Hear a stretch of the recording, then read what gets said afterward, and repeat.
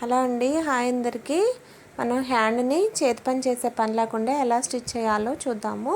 ఇది వచ్చేసి మనం పైవైపున పెట్టి తిప్పేసుకుంటాం కదా, అలా కాకుండా చూడండి నేను ఎలా స్టిచ్ చేస్తున్నానో.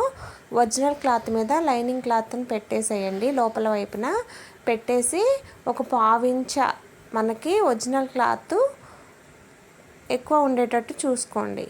ఓకేనండి, ఇగో ఇలా అన్నమాట. ఇలా ఉండేటట్టు చూసుకొని దీని మీద ఒక కుట్టు రానివ్వండి.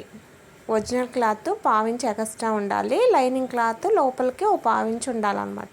ఇలా స్టిచ్ చేసుకున్న తర్వాత మనం ఖర్చు 1/2 ఇంచ్ తీసుకుంటాం కదా, ఇప్పుడు దాన్ని ఇంకో ఇట్లా ఓపెన్ చేసేసి ఆ ఖర్చు ఏదైతే ఉందో ఆ ఖర్చు మీద ఒక స్టిచ్ ఇలా రానిచ్చేసేయండి.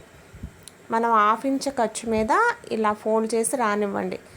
చూసారా, మనకి ఒరిజినల్ క్లాత్తో సహా ఫోల్డింగ్ వస్తుందన్నమాట లోపలికి.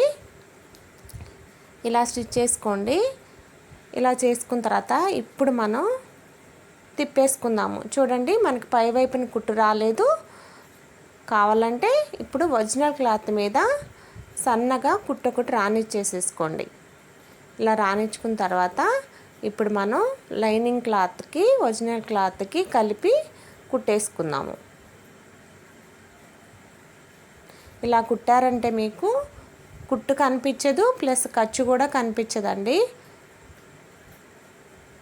ఎలా కుట్టాను అనేది మీరు క్లారిటీగా చూడండి, వీడియో మొత్తం మీకు అర్థమవుతుంది.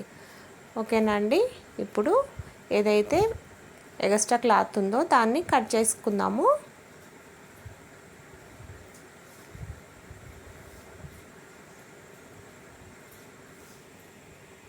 చూసారా ఎంత నీట్గా వచ్చిందో.